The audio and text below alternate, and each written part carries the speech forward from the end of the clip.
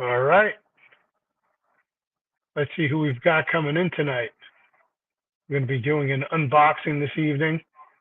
We've got some new packages that just showed up, as well as some new seasonings, new flavors from somebody in our barbecue community.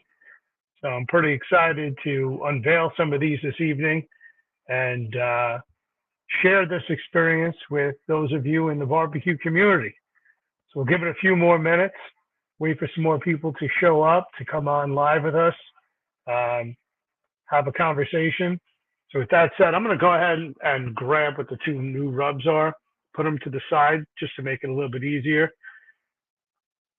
And here we've got our first person of the evening. Good evening, Mr. Wap himself, coming in from the West Coast. Wap, I've got with me tonight Taste Tester number 2. Here he is. Let me see if I can get him up there. He's getting a lot heavier. There is Taste Tester number 2. He's going to be joining us tonight. Judge, welcome for joining us. The box, well, here, I'll give you a little preview where the box is.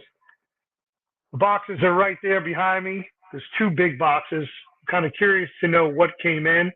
I know who they're from. I just don't recall what it was that was coming in for me to open up. So we're going to give it just a few more minutes.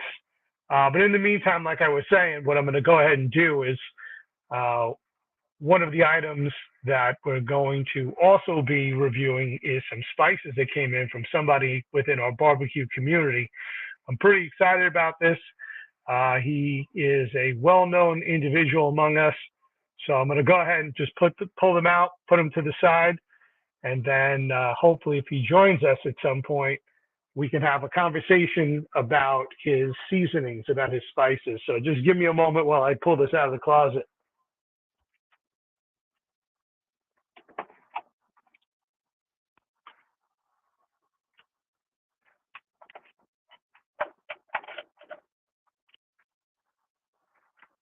So I went ahead, put them in my pocket. That way it'll make it a lot easier to pull them out in a little bit. And look at this. We've got with us, we've got Judge Webb saying hello to Russ. We've got Trumpet wanting to know what's in the box. We've got, oh boy, this is going quick. We've got, again, Russ saying hello to myself and Jeff and Wap. Everybody's saying hello to each other. So yeah, tonight we're going to find out what's in the box. Also, in a little bit, I'm going to go ahead and put the link out there because I love when I have people live that I'm able to talk to and interact with. Kind of tempted to do it now because the monologuing after a little bit gets to be kind of, how do I put it? It's a little hard to always communicate with yourself.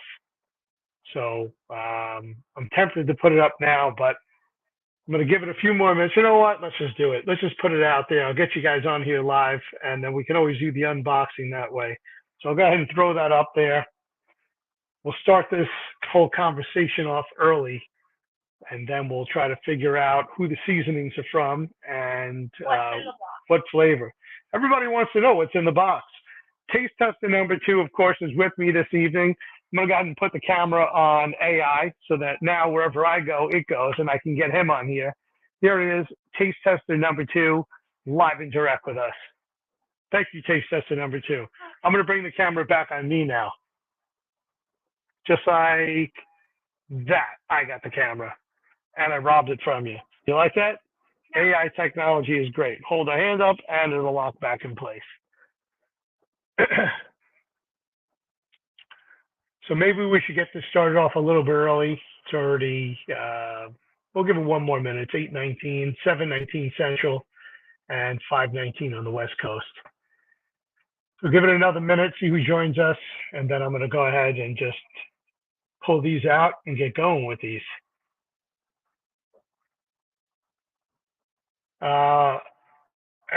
Anybody have any guesses what might be in the box? If you do, go ahead and put it into the comment section. We'll see if anybody has it right before we start carving these boxes open. Does it say on the side who they're from? Fortunately not. So we're not giving anything away. Are they presents? Hojo is wondering, are they presents? Well, I would say that they're probably presents to me, or presents to sharing with our barbecue community one way or another. That whatever I'm preparing or um, whatever it's for, most likely has something to do with the barbecue. Is it bubble wrap? I don't know if it is bubble wrap. I'm hoping it's not a box of bubble wrap. That would be quite embarrassing if we open this up and I have to give it to the kids so that they can play with them like they're snaps. So let's see, any other guesses? Now it is 8:20, so I guess it's about time we start opening up the boxes. But any more guesses, any bets on what this might be? Hmm, that's true. I think what we're going to do is go ahead and go to the double cam and turn them both to AI, or at least one of them to AI. And let's see what we got. Let's go to the big screen like that. Will that work well? It does work for us. So let's go to the first box. That camera. Can you want you're in the way of the photo shoot. Thanks. So let's see what this one is. We'll go with the small box first. What do you say?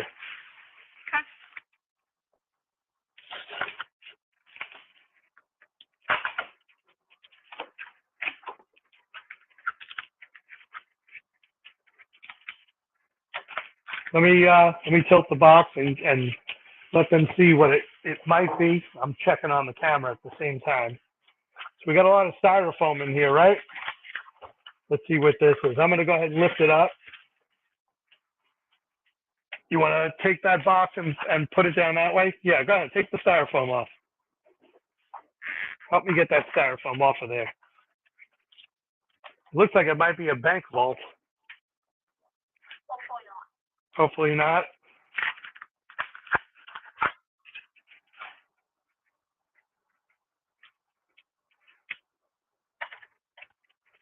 I got it, boss man.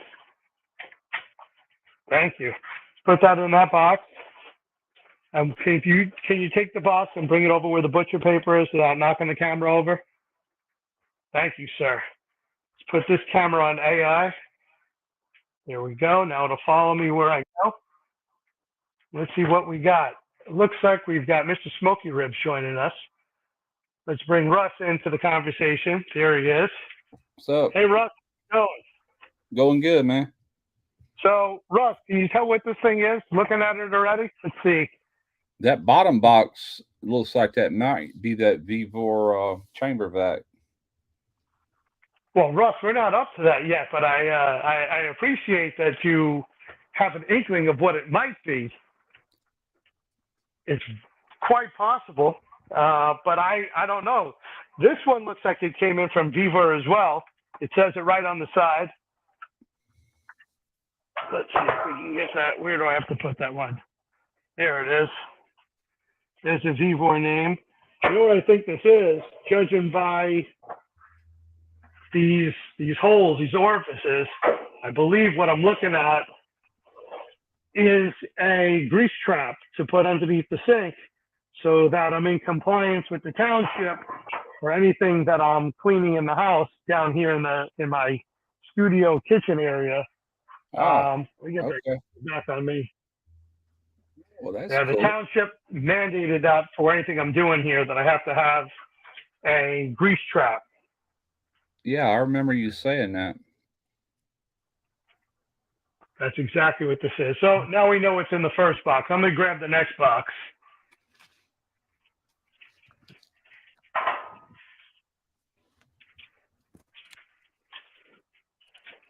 All right, bud, let me get to this one.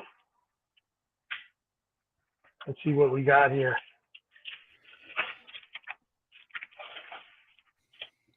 This box weighed somewhere in the realm of between 60 to 70 pounds easily. Yeah, that's the chamber vac, I bet. It's about the right size box. Let's see, we cut all the straps, not yet. All the straps cut to make this a lot easier for us. We get the ones on the front? Nope, not yet.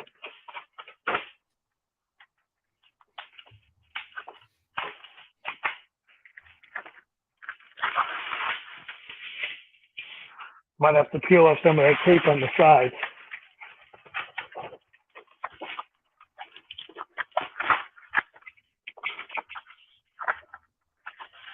All right, you want to take this cover and put this over there on the side too, Bo? Yep, There you go. I see the lid. That's the chamber vac. I think you're correct. I think you are 100% correct. Looks This came very fairly quick. familiar. This came real quick. I believe it was last week on Thursday or Friday that this was ordered. Yep. And yep, I'm going to have to crack the box up a little bit more to get it out. You got it?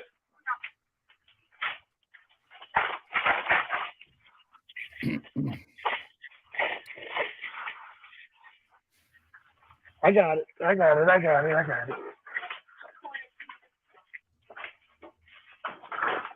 Woo! I'd have to move that other camera to get this into focus. Don't do anything with it. I don't want it falling off the counter.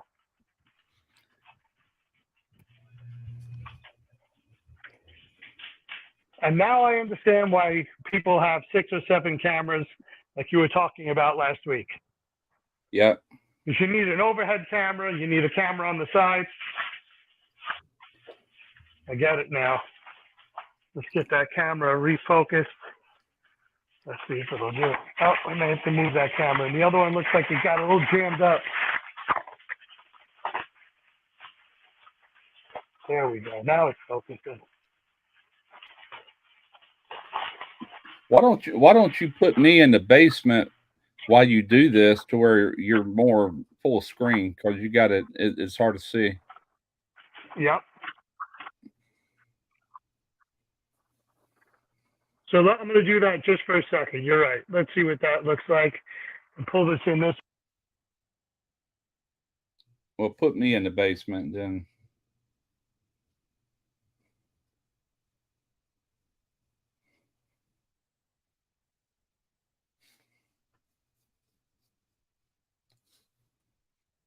Don't hear you. You must have the audio on that other camera.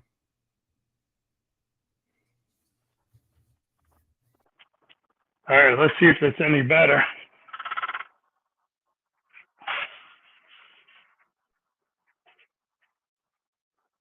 Oh, there we go. So, those that, like Russ, that knew it was a vacuum chamber are completely correct. That's exactly what this is. Inside of here comes with a bottle of oil, since this is a oil chamber vac. We've got a power plug, and it looks like some other tape to be able to use that goes over the heating element.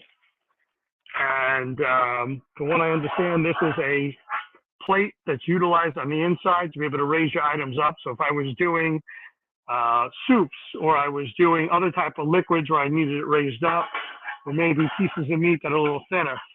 But I think that for the majority of items that I will be using, it's best to take this out and get as deep as possible. And then, of course, to chamber vac seal, we just simply close that up.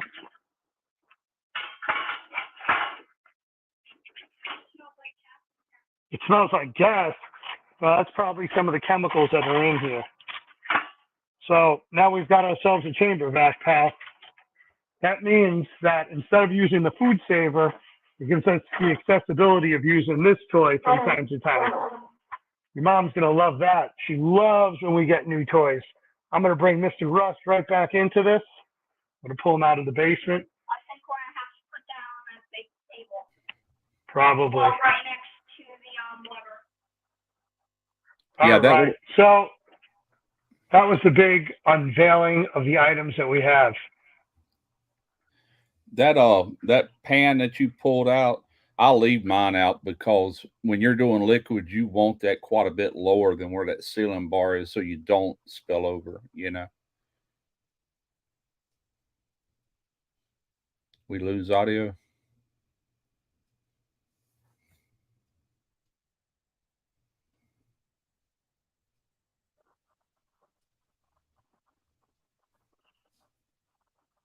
Hope everybody's here. Are we back on?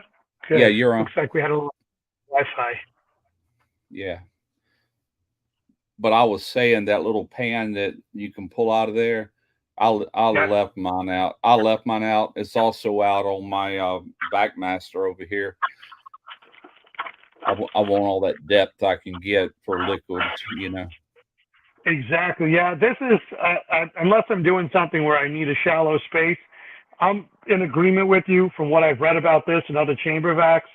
Yeah. This, especially when you're using cuts of meat that are a little bit thicker, this really Yeah. doesn't come into play. Yeah.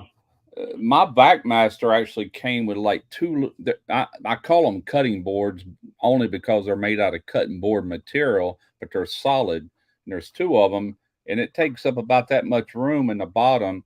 And what that does on that machine is it is less area to have to pull a vacuum in when you put those in there. But I took them out and never used them because I want that food laying low at an angle. Right. And then I'll sell it. Because if you come up with like soup or whatever, then you got to limit how much you can put in that bag. You can get it fuller if you can drop it down some. You see what I'm saying? So yeah, just take it out and you do what you want. But I took mine out and it's staying out.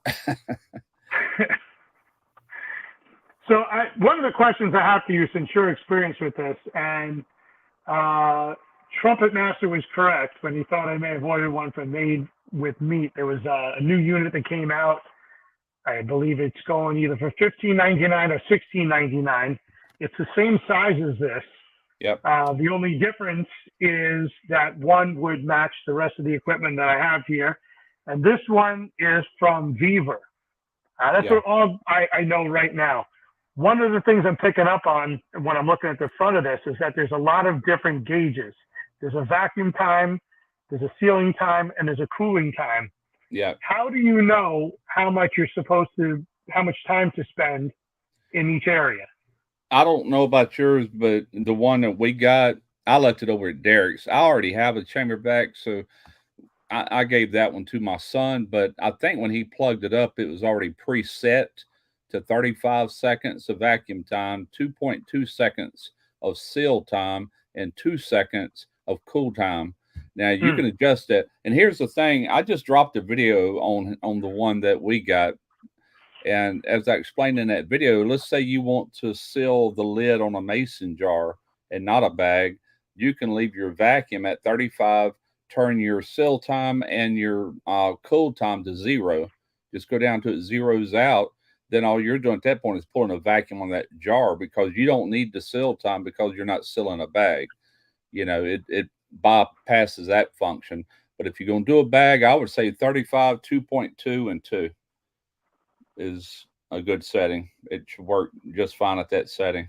35 seconds, seal for 2.2 seconds, and cool for 2 seconds. You'll be good. Yeah. I think that'll be the starting amount. I'm planning upon using this to do the vacuum seal on some of the meats that I say the brisket trimmings, things like that, and obviously the hot dogs that as we're making them in the keep the cellulose casing, the plastic casing, that I can put them into the vacuum seal bag, into the vacuum chamber, and then put them into a hot water bath for a period of time, right, so that they cook a little bit. And I'm going to need these for this weekend. So one of the reasons why I needed this in as fast as I did was to get that whole process started. And that's sort of kind of the plan for tomorrow, so that everything's ready for Saturday. Gotcha. Yeah. Yeah, that should do it. Now, that did not come with bags, or at least ours didn't. So I should have told you that last. Yeah, I should have told you that last week. But they're very cheap on Amazon. I ordered like 11 by 13 or 13 by 11 bags. I ordered 1,000 of them probably 5 years ago, 6 years ago, and I still have some of them bags left. You know, 1,000 bags will last a really long time. But I took your advice last week when you had mentioned going on Amazon. I ordered the bags, unfortunately, on Monday because I wasn't too quick. I should have moved a little bit quicker, and they're not going to be in until this Monday. or else my plan was, because I sort of kind of knew what was in the box. Yeah. Obviously, the shipping, the UPS label kind of gave it away. My plan was to actually plug it in and do something tonight, even fill a bag with water and then vacuum seal it to show just how efficient it is. Yeah. However, they don't come till Monday, and I ordered 1,000. Gotcha. The regular vacuum seal bags, like the other type vacuum seals use, they won't work on that unit. It'll actually melt it in half. I've tried just to see what it would do, and it melts that bag in half. So So they have to be the chamber vac bags. yeah, they got to be chamber, which is a good thing because that's way cheaper than the food saver type bags. Way cheaper. Do you remember what the thickness was? Was it three millimeters? Was it 5 millimeters?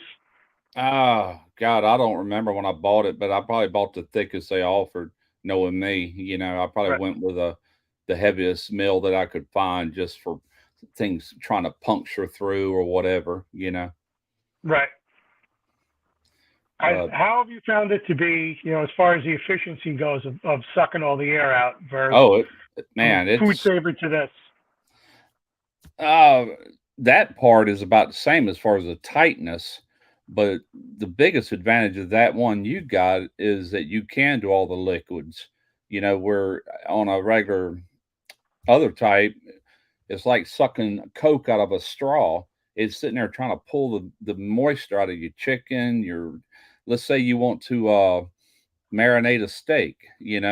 Well, that kind is actually trying to pull all that marinade out the mouth of the bag. But the kind you got there, it will keep it all in the bag. Plus, it drives it in there because now everything's under a vacuum. The pores on a steak are opening up and really allowing that marinade to get in there, which allows the shorter marination time. I have a vacuum tumbler too, and that's what it does. It pulls a vacuum as it tumbles, and things that would take you overnight to marinate, you can do in like 30 minutes and you're done. It's penetrated as far as it can get. Now, as far as enzymes maybe tenderizing it or something, if you got things in there that could possibly do that, then you probably better off just marinating the old fashioned way. But if you're just trying to drive flavor in there, like marinating a steak, you can do it fast, either with a vacuum bag or with a vacuum tumbler. So when you're talking about as far as enzymes penetrating, would that be more along the lines of, say you're making a corned beef and you're pickling it? Yeah. Or you're brining? Yeah. Yeah, if I was brining like a pastrami or something, I would do it the old-fashioned way in like a briner bucket and just put it in a fridge on a big shelf right there and do it that way because it takes a good 7 days to do that anyhow. You can't really speed that up. That just takes time. Or if you're curing bacon, you can pull a vacuum on it, but it's still going to take days to really do. But I'm talking about just a short marinade on something, whether Right. like chicken or steak or anything, vacuum bags are perfect for that. But it's been my experience anyhow. So I'm excited to have this. So the next item that I have, I don't see this gentleman's here yet, but he last week, again, I believe it was during a live stream. It was actually with Mike Brown on Friday. Mike Brown was talking about as he's making pork steaks that he had received a new seasoning in the mail and just how flavorful that seasoning was. So I kind of felt left out. So I went ahead and I ordered this seasoning from Mr. Al Lunacy. The first one that he sent me is his vodka rub.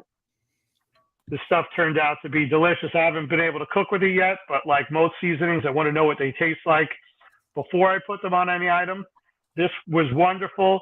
And one that was not revealed last week is his new one. From what I understand, he's still developing this. This is his new Squatch Bark. And I kind of really like the flavor of this. It was just a little bit sweeter. I think this is going to be fabulous when it comes to chicken. It's going to be great on pork. I think his vodka rub, and for what I understand, I don't speak Spanish fluently, but if I did, From what he has explained to me, vaca means beef or cow. I thought beefsteak, like if you were having, or like carne, which meant meat. But Yeah. from what he explained to me, vaca means cow. So this is a good cow rub. Okay. Cool. Tasty stuff. So I'm excited to have some new things this week to be able to cook with and prepare and utilize and share my experiences with everybody out there in the barbecue community. Heck yeah.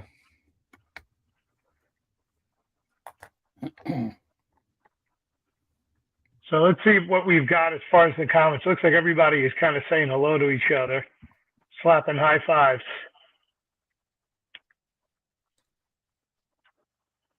Okay. Canadian family life is in here. Yes.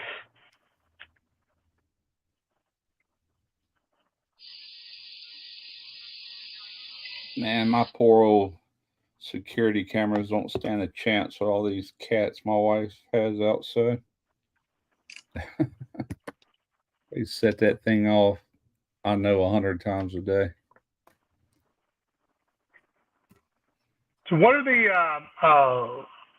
takeaways that I've learned from some other people in the community is that as you really start to dig deep into a lot of these different rubs that are out there, that they go well beyond just the tip of salt, pepper, and garlic. When you see somebody that has what they're claiming to be just SPG, I was originally thinking that they were using some type of specialized salt or a different type of black pepper or a variety of garlic, whether it's a California garlic, a black garlic, some of the Asian garlics that come in, some of the other European garlics. But from what I've learned, a large percentage of what they're using is just salt, pepper, garlic, but then they throw in all these other type of hidden seasonings and spices.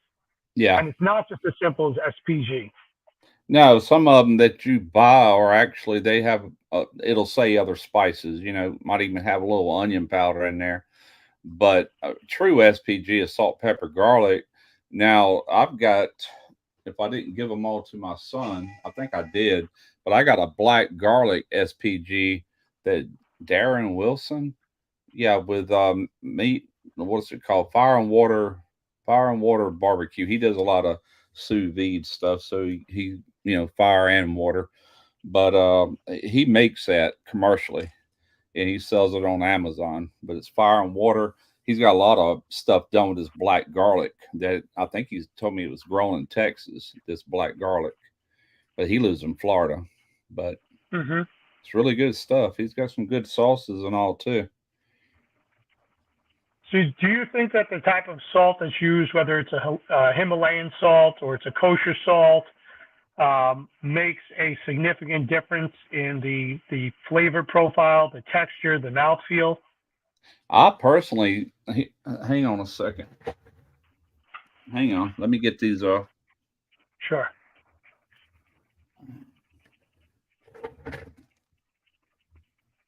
More than likely on a lot of these SPGs, they're using like a 16 mesh black pepper and more than likely some sort of kosher salt because it's bigger flakes, is airy, you know what I'm saying? Kosher salt's used a lot, but what I like to use, not necessarily in a rub because it's so fine, but this particular salt, this second time I've ordered this stuff, and it's harvested in Japan, and it's seaweed is harvested off the seaweed that they get in Japan, and from there I watched it on a TV show how they actually get salt out of it, but it is pretty cool. That's a really good salt. It's great like on pizza doughs and stuff like that, but I use it in a lot of things. But if I'm just doing like a barbecue rub, I would say like that Diamond Crystal kosher salt, 16 mash black pepper, and then a good quality garlic if you can find it. Maybe a granulated garlic instead of a powder would do better. But that's so just the type of salt that you're talking about. Is that like a dehydrated sea salt?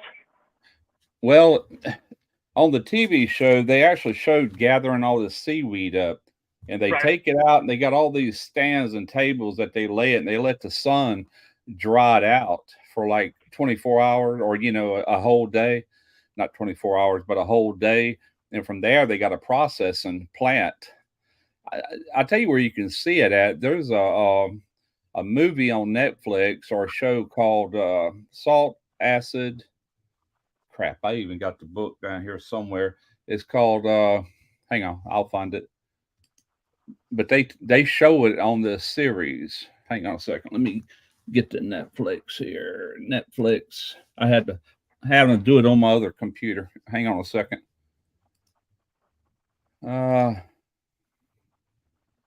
Okay, let me get my keyboard. Go up here to search. It's an interesting show anyway. But if you go to the one under salt, let's see, it's salt. Salt, fat, acid, heat is the name of the show. Salt, fat, acid, heat. And it's pretty interesting. It's a female that does all this. She's from like, where is she from? Italy or somewhere. But when you look at the one on salt, and they show how that exact same salt is harvested and how it's done, if you're interested, But I buy that off of Amazon. Like I said, it's the second time I've had to buy it. I don't use it for everything. I use it just for certain things, Pizza dough, definitely in pizza dough. You make your own dough from scratch? Oh yeah, yeah. You using the 00 flour? I do. For the Neapolitan style pizza, I've got a Fontana Forni pizza oven that I got about a year ago.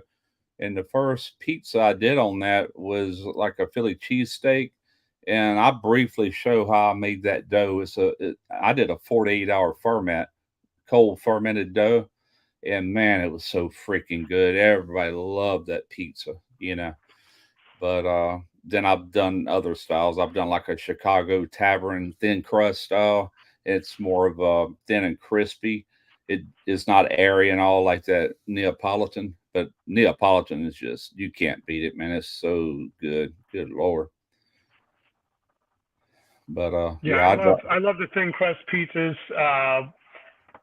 We make pizzas here at the house quite often, and a buddy of mine, when his grandsons are over and all the other kids, this used to happen a lot more when I was closer to them. We would put everything in the pizza oven. Obviously, we would come up our own concoctions for toppings, but the doughs were pretty consistent. 00 flour,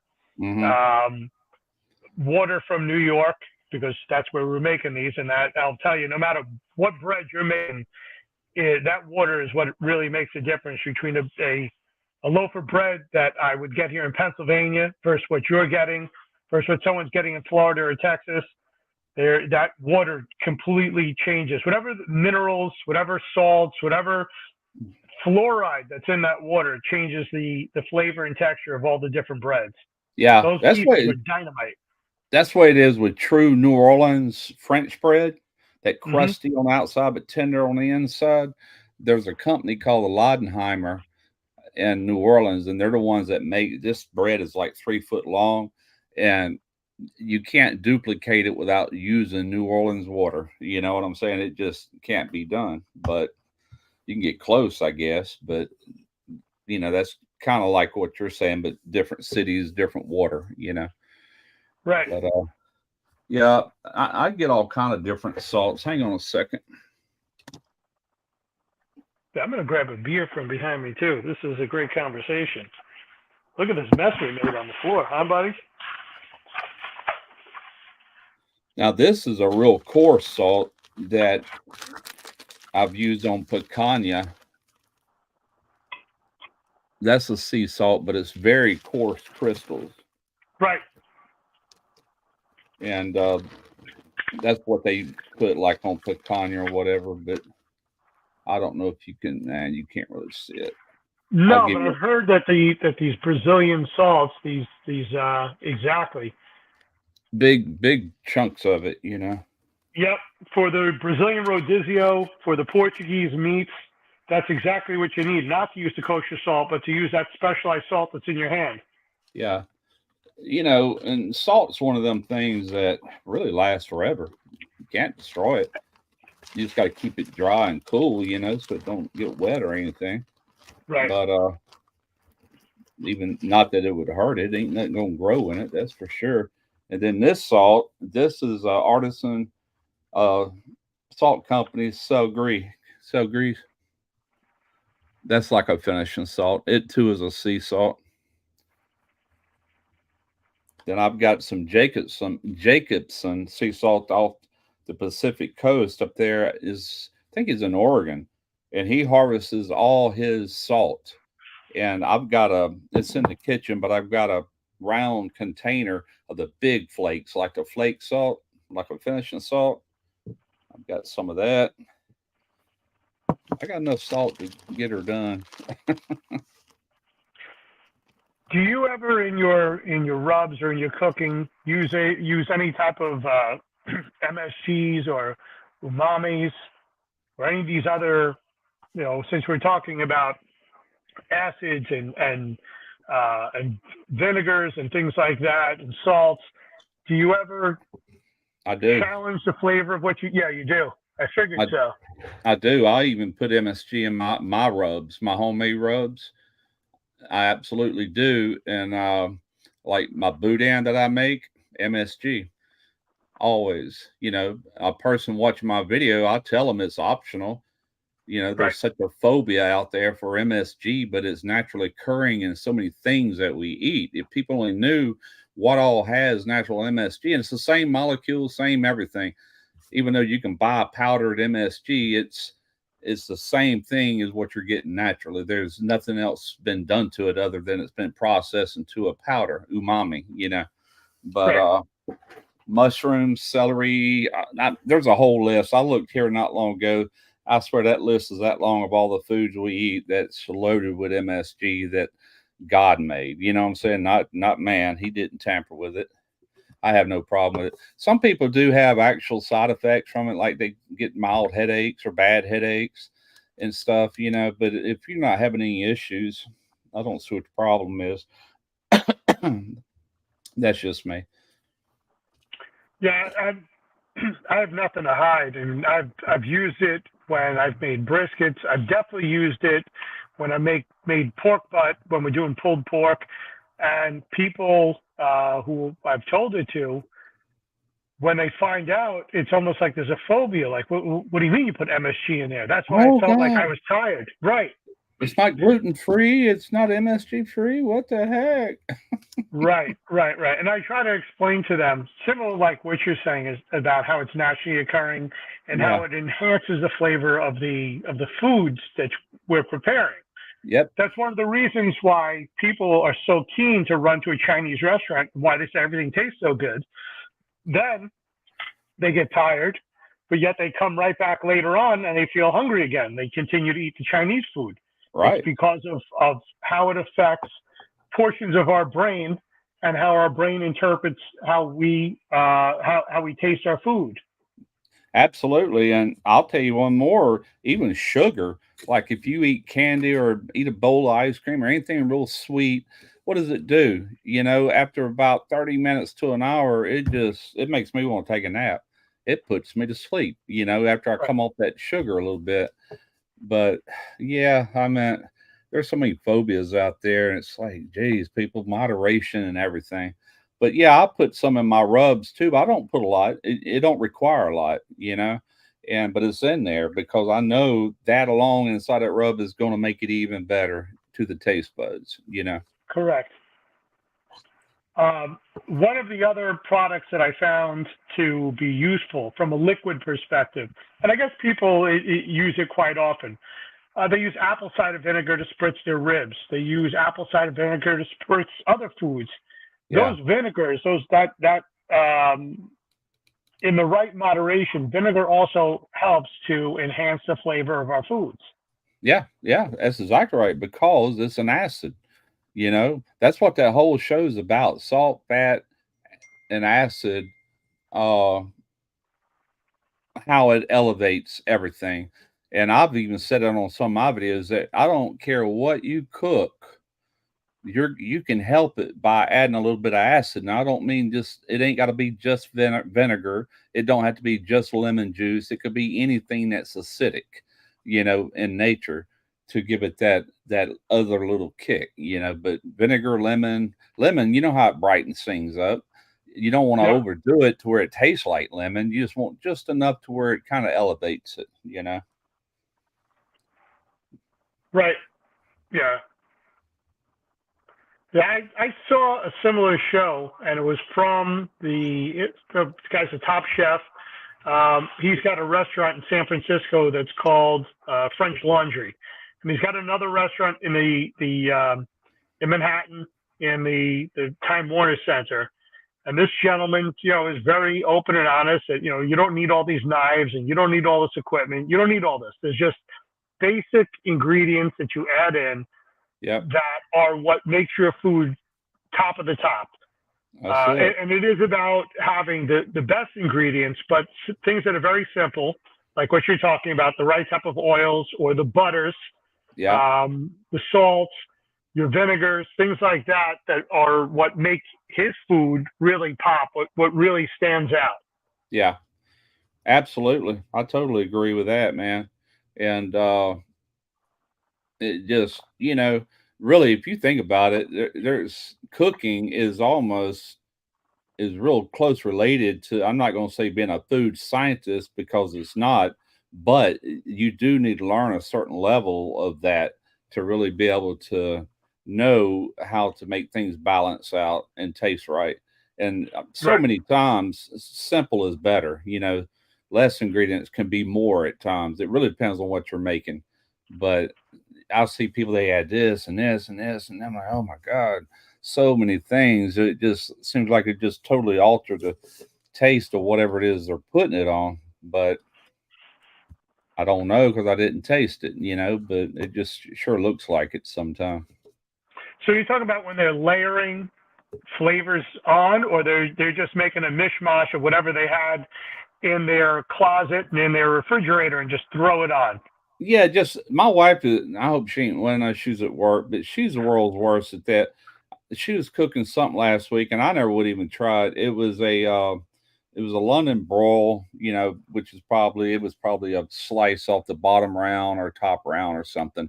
But anyway, she had so much seasoning on there.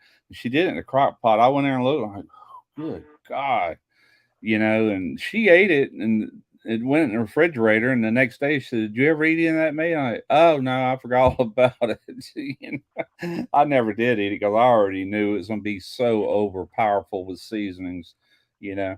But some things do okay like that. It just depends on what you're making, really, but sometimes simple is so much better. Right. Yeah. And I was at somebody's home where they believed in using Montreal steak seasoning, which is fine. It's a great product. sure. But they kind of really encrusted every one of these ribeyes, and it wasn't the ribeye that they did like a roast and then sliced it up. Each individual steak was almost like powder coated with this seasoning. So Yeah. by the time it cooked, and then it was being seasoned on the grill with that. So anytime he flipped it and some Yeah. of the seasoning would come off, he had to make sure that he encrusted it again. Yeah. You couldn't taste any part of the meat. All of that salt, everything else absorbed into the meat, and then Yeah. everything on the outside was just a solid bark. Yeah. Yeah. That sounds like about what my wife did to that piece of meat I was just telling you about. Oh, it was so I already knew what it was gonna be like, bless her heart. She tries. But I don't know, man. And there again, it all depends. Like if you're doing a pastrami, you put so many different things inside of that brine. It really just depends on what you're making. But anyway, Al Pacino swears by New York water and bread and scent of a woman. That's true, and he's a New Yorker, so I'm sure he stuck that in there one way or another. Besides the fact that the entire movie was supposed to take place between, I believe it was up on the Hudson River at a military school. And then when they're off at that Thanksgiving break and he's watching Al Pacino in the city, every part of that video takes place in Manhattan in one featurette or another.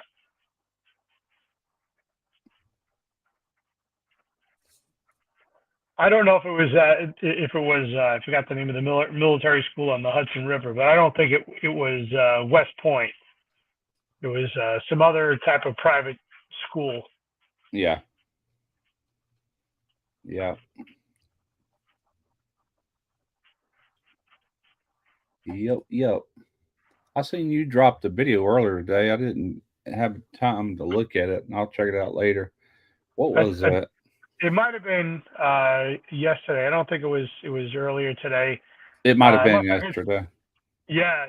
That video had to do with the chuck roast that I had made, and then I finished up on one of the shorts that I did for the unboxing and setup of the Camp Chef XXL Pro.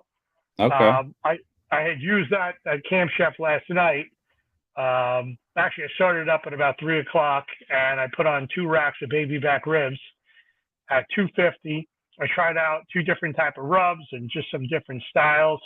I wanted to give the machine just an opportunity to stretch its legs a little bit before I turned it into a video. Yeah. At the same point, I had too much going on to set everything up to get the video going. But at hour about 6 or so, I had thought it would be done, but the temperature wasn't right, and it wasn't bending the way that I wanted to bend. So between the time of 9 p.m. to 10 p.m., we got to the 7-hour mark, and it was delicious. It came out just the way that I wanted it to. It wasn't fall off the bone. It had that pull where you still had to bite into it and pull the meat back, and it was wonderful. Nice.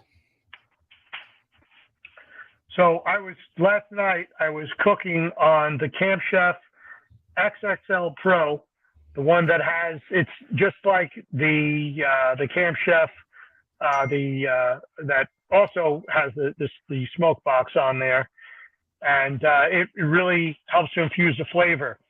I loaded it up with chunks of cherry wood, and about every 45 minutes to an hour, I would go out there and put a new chunk in and let it smolder.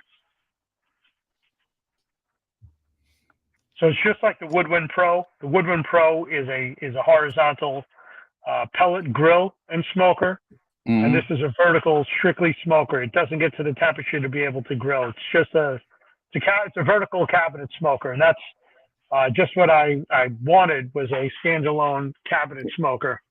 That's Camp really Chef? For the sausages. Yeah, from Camp Chef. Okay, but it's pellet driven, or? It's pellet driven, and it has the slide out box where you load the chunks of wood in, and then once it's put back in, there's a lever that you use that allows the fire to come up from where the pellets are, ignite the chunk of wood, and then you close down the valve, the lever for that, and the wood just smolders, and all that smoke gets infused into the foods. Yeah, we had the horizontal, the Woodwind, and I didn't necessarily want it because I've already got all the pits I really need, but my son wanted it. I said, okay. I said, I'll tell him. And I said, but you'll have to do the video on it. And so he did. He did a video. He was cold smoking cheese last winter. Did the video, put it up for sale, and made $800, off of a pit they sent. I'm like, well, all's good. You got a video out. You got your cooker. You sold it. You made you some money. I talk all the time about how I would love to get products, but in all honesty, this is just a hobby. This, for me, everything I do is just, there's no profit in this. This isn't a business. Yeah. This is just for me to find a socialized channel of people that are like-minded, that enjoy cooking and barbecuing. Yep. And, it's like anything else. It becomes like a club. Yeah, that's how I started. When I first started, I didn't even know you could make money with YouTube. I was just having a blast doing it, and learning how to edit and figuring out how to make a decent video, and little by little, you get better the more you do it. That's just with anything. The more you do it, the better you get, the more you learn. But, eventually I got monetized, and I never would have thought I would be depending on that and that only at some point, but that's where I'm at 11 years later.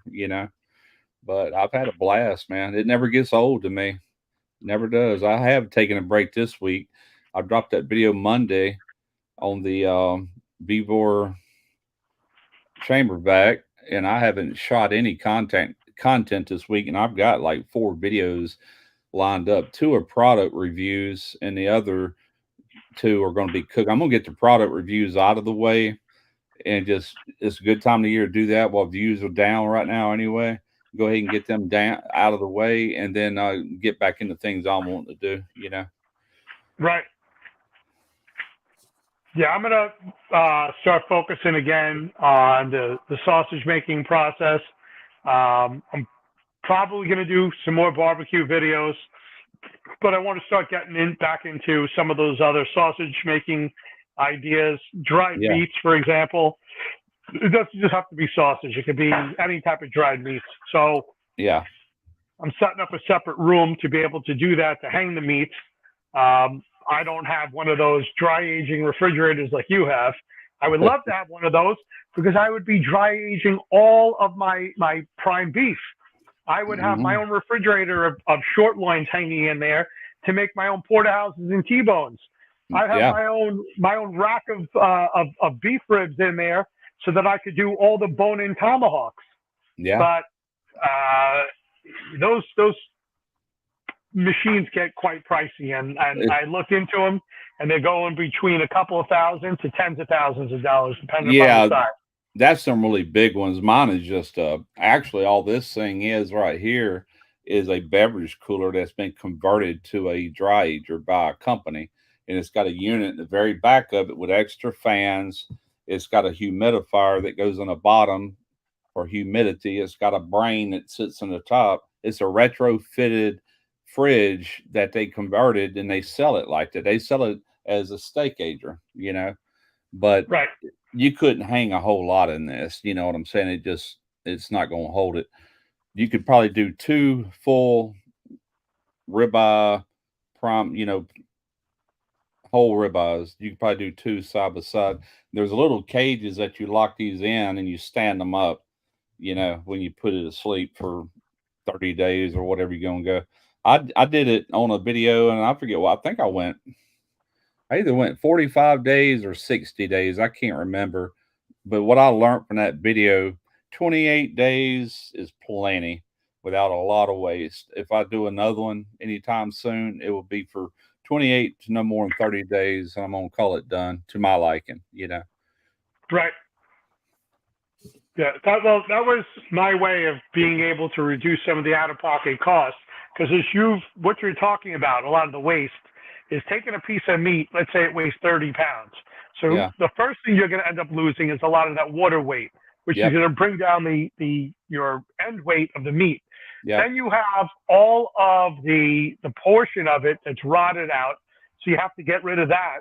You can't serve it that way. Someone's going to get sick. Correct. Yeah. Yeah. So by the time you remove all of that weight, you may have taken a 30-pound piece of meat and you're down to 18 pounds. Yeah. I take that pellicle and I'll go ahead and vacuum pack it. And when I get time, I make like a beef broth out of it or stock, and,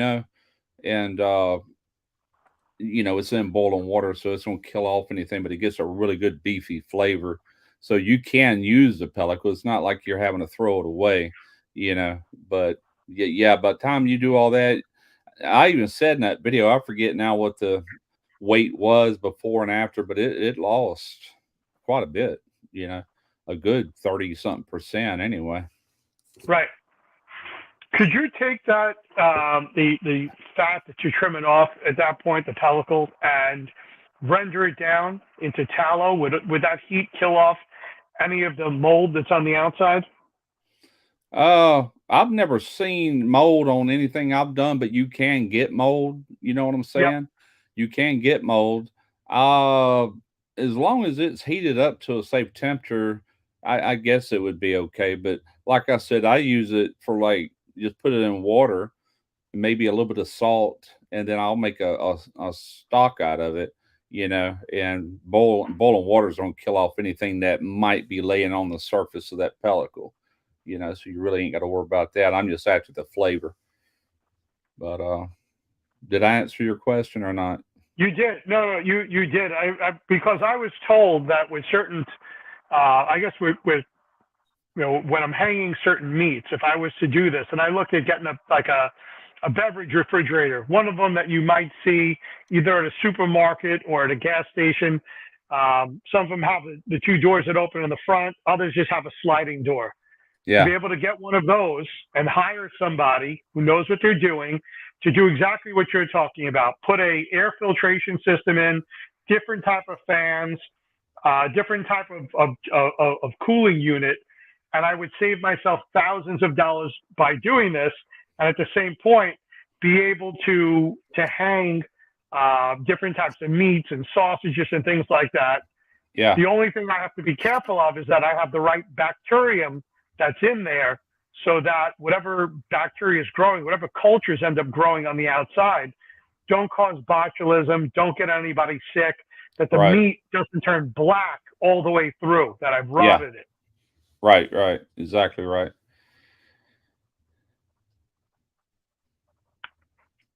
NBL.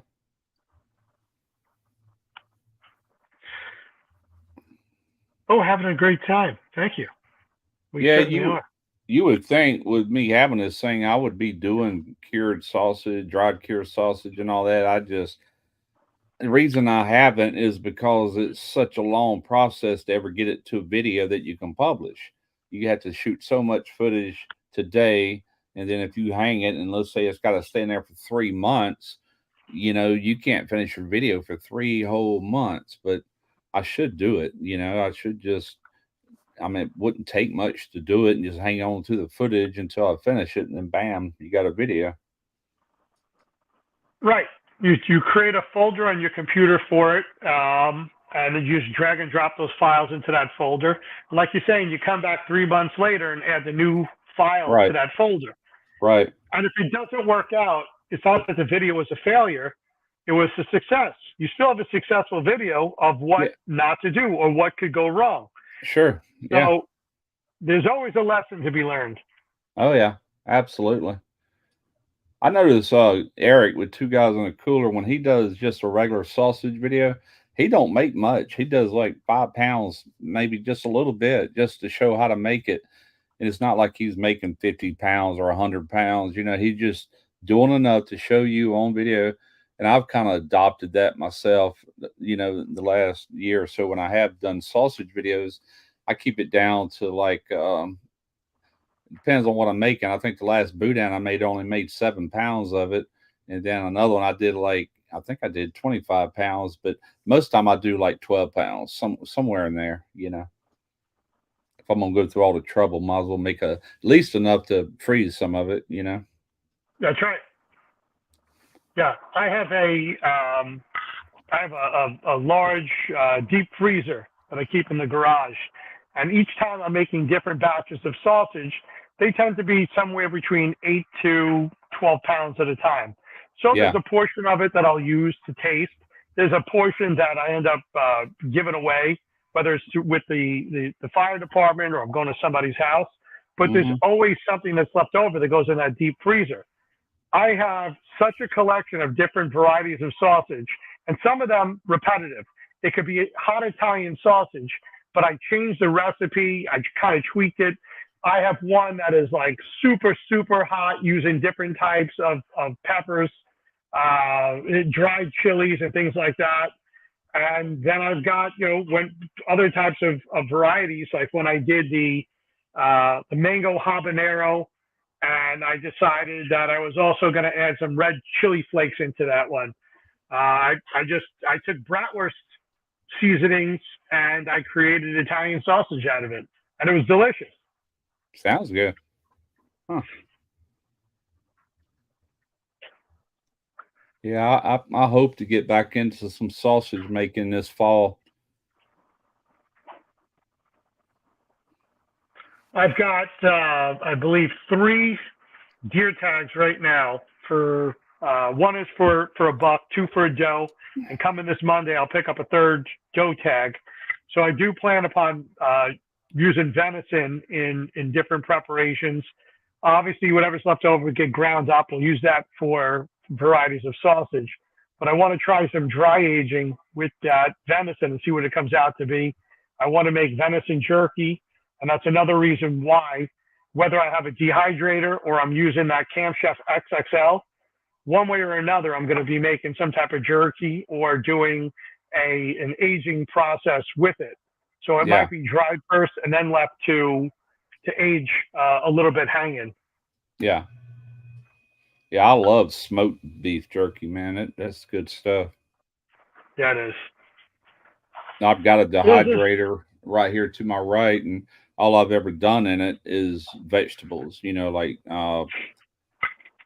peppers, like I'll do like jalapenos and I'll make a Texas gunpowder, they call it, or I'll actually roast my own what's the New Mexico chili? It comes out every August. Matter of fact, they're out right now. I need Hatch to get some. chilies?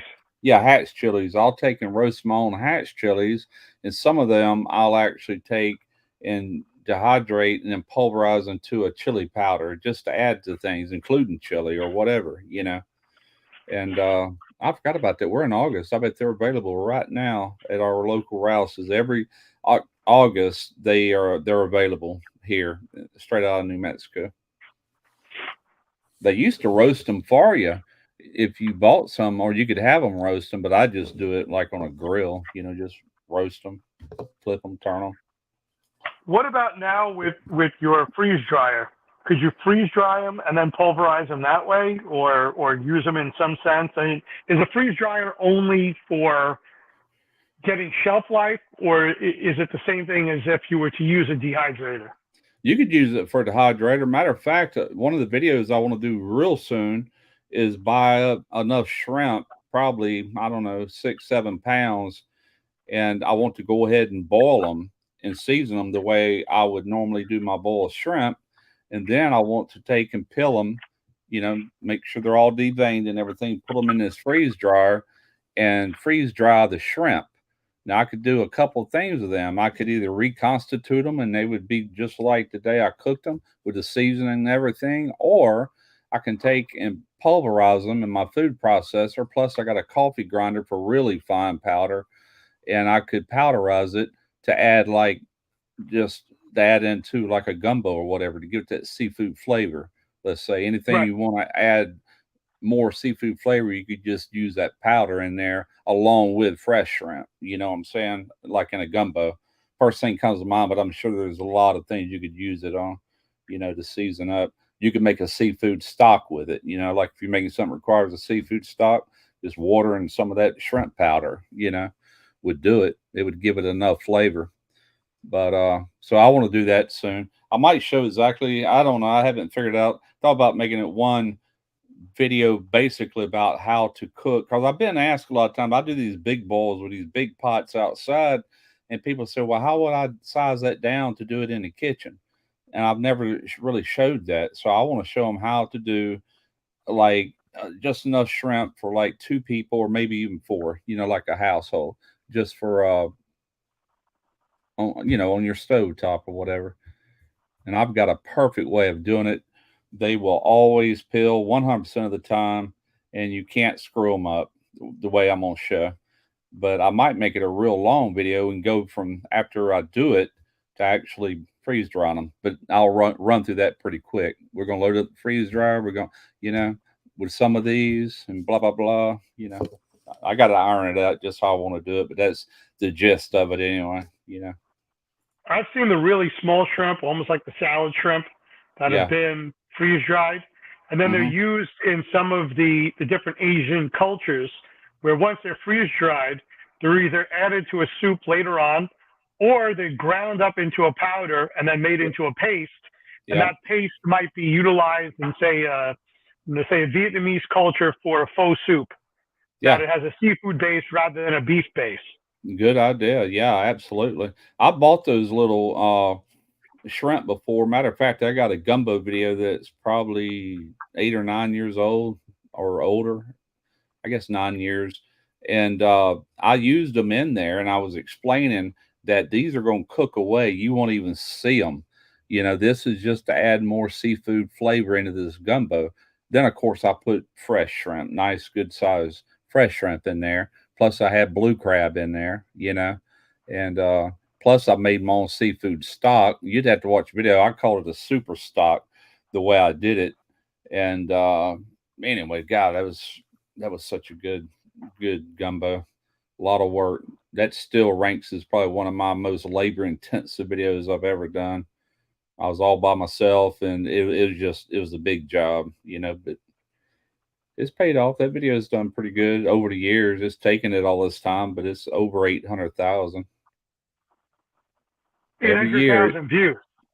Yeah, but that's been over that many years. It don't get in views till like fall of the year comes around Thanksgiving and Christmas. People start watching it again.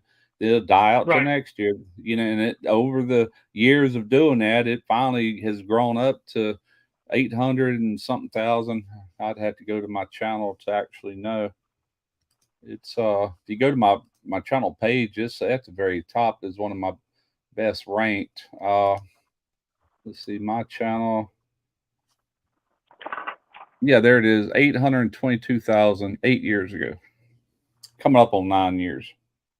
It probably rolled over 9 years around. I forget what month I did it. I either did it November or December of that year. But that's it. All it says is gumbo recipe. That's all it says. The video is 17 minutes and 40 seconds long. You could get away with that back in them days, man. People would sit there and watch a video that long. It'd be about like watching a TV show. Nowadays, they just want to skip through and just wreck your video. But Yeah, people's attention spans aren't that long, which is why TikTok is so popular. Yeah, and shorts exactly right. and reels. Yeah. All these new formats are what people want. They want to get in and get out and get to the next one. Get as much content as they can in the shortest period of time. And they haven't learned nothing when they're done. That's what I was saying. No. There ain't no way you can learn anything. It's entertainment is all that is at that point. They're just being entertained. And most of what they watch is goofy stuff anyway, funny stuff. So for creators that are trying to do like a cooking show type thing, some days are just about over with, man. But the demographics of that target audience you're going after, if that's a group of people that really enjoy cooking shows or barbecue, they're going to tune in. They'll watch a majority of a 17-minute video. If it's someone like you're saying that's just clicking around, they're looking for the entertainment. They want to see from the moment that you have the item to when it's finished within 60 seconds. Yeah. What are what type of influence are you really having on this person? Are they going to try to replicate what you did? No. If you haven't been able to give them that type of education on the process? Right. Your best views are the ones where people actually search. Like, I never made gumbo. Let me go to YouTube, and they happen to see my video and they click on it. They're more than likely going to watch a big percentage of that video. They might skip through the intro and get to the heart of it, but the rest of it, they're going to be paying attention, pausing, taking notes. That's the way I do, if there's anything I'm researching or whatever. And I'll watch as much of that stuff as I can if it's something I've never done. And then I'll always figure a way to put an angle to it to where all of a sudden it belongs to me. You know what I'm saying? This is my way now. So. Well, I'll tell you, I've never made gumbo. I would probably watch a video of yours to understand what to do since you've done it so many times. Yeah. I have made crawfish. We just did that Tuesday at the firehouse. Okay. I lost a certain group of people who weren't really into eating mud bugs. That's their loss. But those that stayed, we went through 30 pounds among probably 12 people. And I had enough of what I thought was about a pound a person. I should have had enough for 30 people. Yeah. But it was no problem. Some of the bigger guys that were there, they easily consumed 5 pounds on their own. Oh yeah. You know, it takes 10 pounds of cooked crawfish with the heads and shells and everything intact. Takes 10 pounds to equal 1 pound of meat. Okay. It sure does. And 1 pound of crawfish tails, that's a pretty good little bit. I mean, I'm not sure I could sit there and eat a pound of meat. So that'd be 10 pounds. I could probably do 5 pounds before they're shelled. No problem. I can smash that. But 10 pounds, I'd be there a little while, you know. Well, to try to add weight, we'll say, to what I had, I loaded it up with potatoes and onions and corn, Yeah. and I put in another. I'm going to say that there was about 9 pounds of shrimp in there as well. The only thing I didn't have was the andouille sausage. I have one person who can't have pork products, so we had to skip the andouille sausage. I should have had it on the side just for those that wanted it. Yeah. But again, at the end of the night, there was a little bit left over. Some people packed up styrofoam containers to take it home, but we did a good job of cleaning that pot out. Good deal. Heck yeah. Yeah, 35 pounds on an average, 33, 35. I've even seen them weigh almost 40 is an average sack, like a sack of crawfish, you know. Hmm.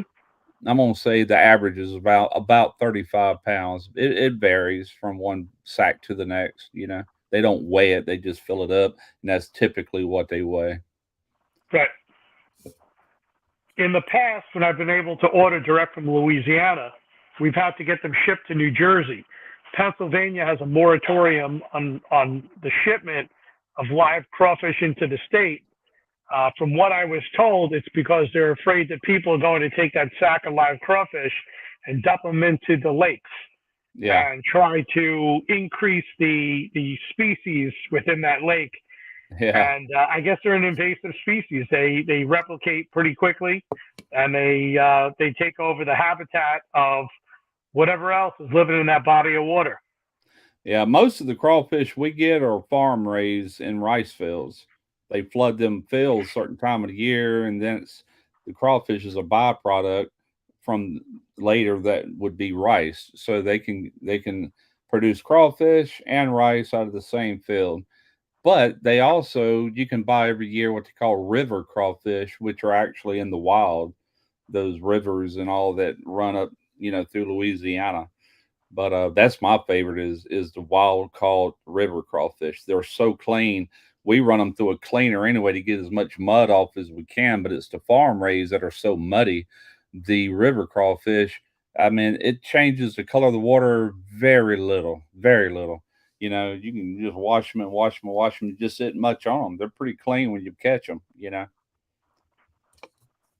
Maybe that's one of the things they're worried about is that someone would put them into the river, into say the Delaware River, and the Delaware River then obviously at some point as it's traveling southward will spill out into other bodies of water that then make their way into the ocean.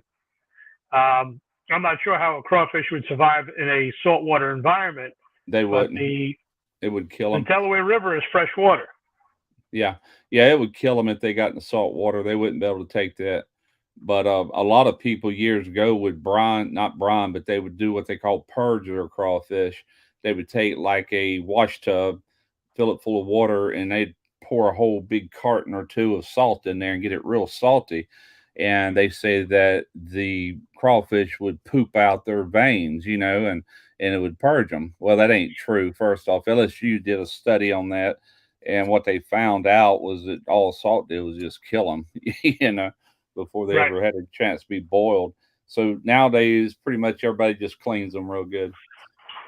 Just I got a thing. It's got jets that shoot out and it gets that water spinning, kind of Okay. agitates it, and you pour that sack of crawfish in there and you hook a water hose to it. It'll come up to the top. Water's coming out the bottom, a bottom hole as well, but it's also filling the whole time. It's keeping that fresh water coming in while it's spinning.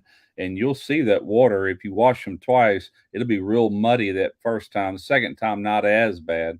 But then we'll use that steaming method, which really cleans them as we're cooking them. We'll steam them and cook them at the same time, pull them out and put them in a soaking pot that's already down to the right temperature that you've already pre boiled, got everything like you want it, and you let it cool down to 150 degrees or lower, and you just put them in there and let them soak 25 minutes, and that's when they absorb all that flavor, Then once they do that, when you taste one, and yeah, that's good right there, you dump them out in the ice chest without ice, keep them hot. That's just a good way to keep them hot while everybody's eating them. But that's how Well, we we do use it. that ice chest, that igloo cooler. Yeah, When I've done this in the past, and when we get them in live, we'll use an address in New Jersey. They get shipped there, and somebody has to go pick them up because they come FedEx overnight from a place in Louisiana. yeah, And we dump them all, the whole sack is dumped into an igloo cooler. We open up one side where obviously is where the water comes out that you drain, stick a hose in, and just let the water keep running until it comes out clean. yeah, yeah. We do So that too. That's what we used to do. And we'll take our hand, we'll slosh it back and forth and move them that's around it. or whatever, and let that water Yeah. constantly run. When it finally runs clear, we're good enough. And don't get me wrong, we boil crawfish too. I probably boil crawfish way more than I've steamed them, but the steaming method is the way to go if you want really, really clean tasting crawfish. It's hard to beat, man. So I'm for you. you have a separate pot just for the boil of all your seasoning and your vegetables, and then you use another pot that has about an inch of water or so, just so that it'll create steam and cook everything. Yeah, And you I've take got you take one a into the steaming other. pot, you take a Yep. steaming pot, you go ahead and mix your soaking pot, get all your seasons in there like you want it, get it to a roll boil, let it boil for about 12 minutes to really dissolve all the salts and whatever will dissolve. Plus, you got lemons and stuff like that in there, bay leaf. You just infusing that flavor all the way through the water. And once you do that, turn that pot off and just let it sit there and start cooling off. And check it with an instant read thermometer every now and then. When it gets about 150, go ahead and fire your water up on your steaming pot. A good 3 inches of water in the bottom of that steaming pot and get it Yeah. up to a good head of steam. And when you do that, you got a basket for it. You got that basket full of crawfish. You put them in there, put the lid on it, and you steam them. And you got to take the lid off, kind of stir them around every now and then. It'll start foaming, and you'll see the mud coming off of that into that foam, you know. And you sit there and do that until they get the right color, bright orange. You don't see no greenish or bluish colors in them, and they're fully cooked.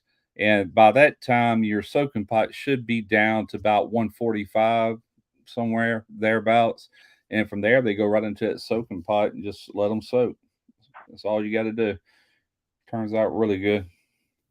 I dropped a That's an video interesting back in method. I got to try.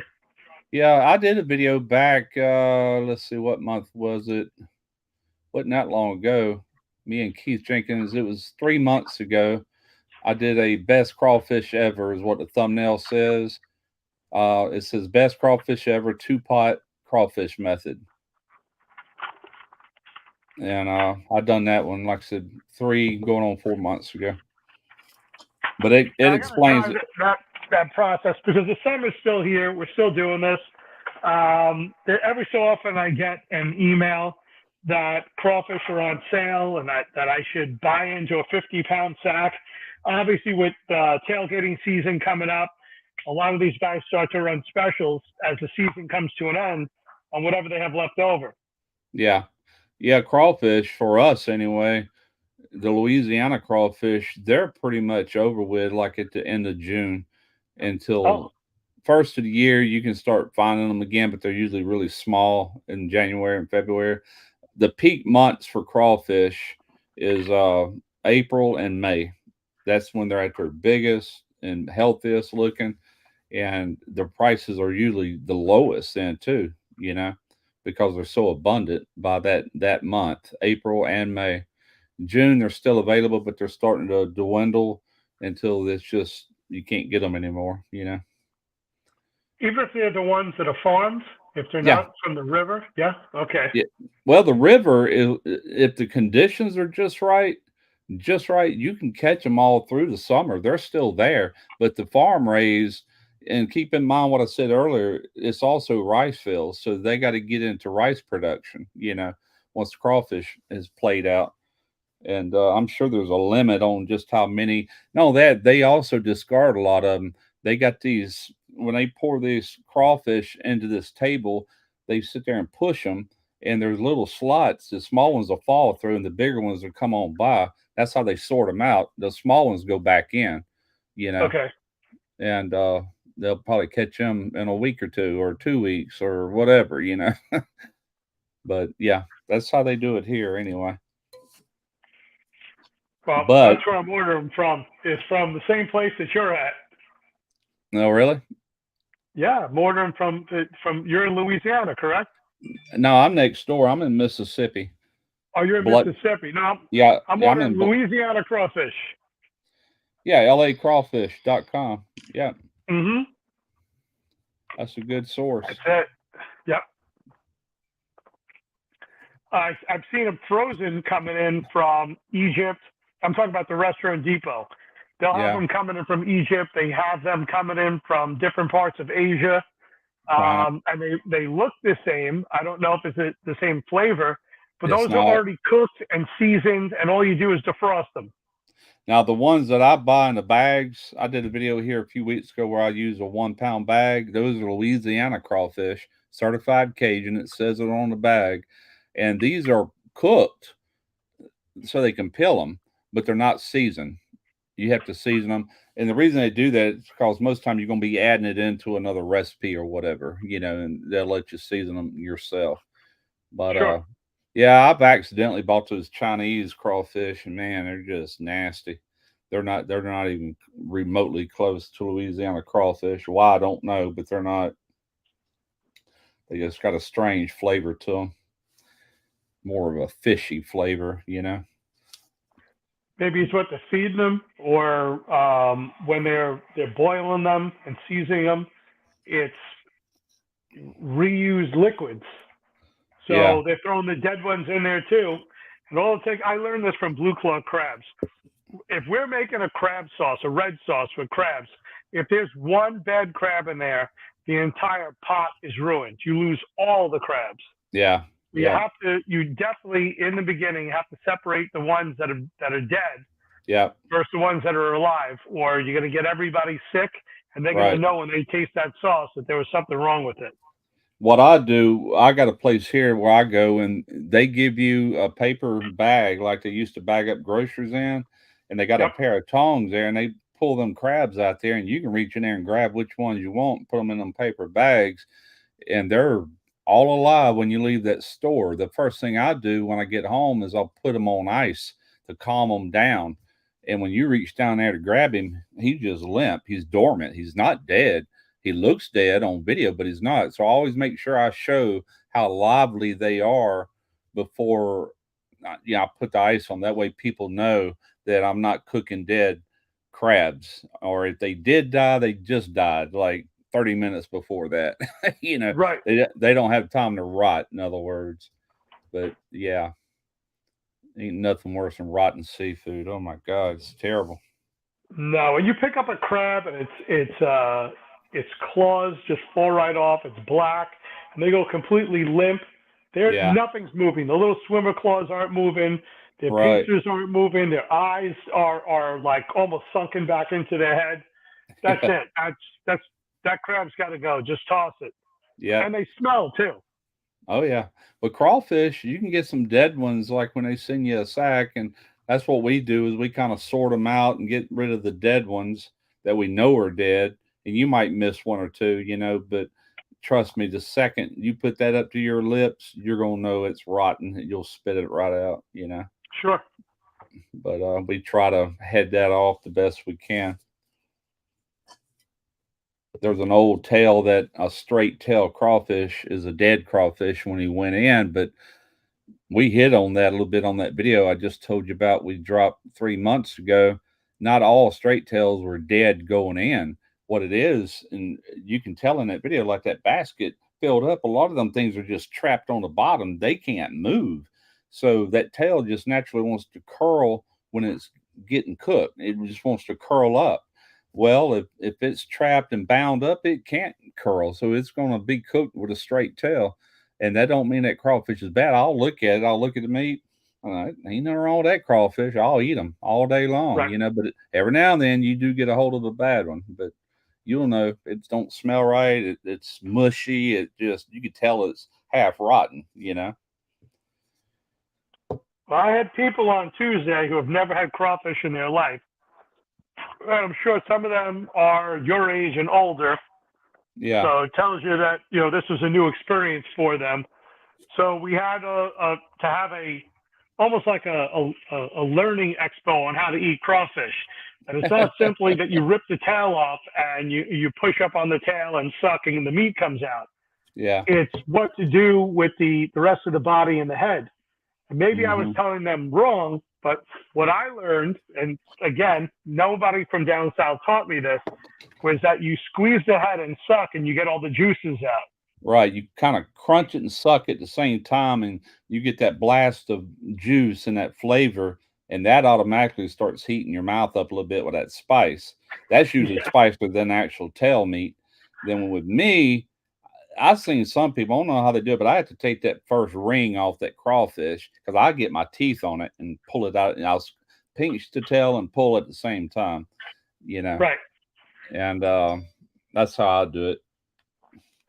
Whenever they would take the tail from the body and it had anything yellow on there, the story began that must be its poop. And I That's told them, no, that's the rest of the guts. You're eating everything there. You're getting actually everything at once. that yellow, real yellow looking stuff is fat, and it actually tastes really good. It's kind of like the mustard on a blue crab, you know. It's kind of equivalent to that. Matter of fact, when you Right. buy when you buy these frozen tails in a bag, a lot of times they add the fat to that. You'll see all that yellow in between it, and I'll dump it all into a recipe because it's full of flavor, you know. Right. I didn't let anything go to waste. Myself and probably two or three other people were leading the brigade with those that are naive to trying different types of seafood outside of shrimp.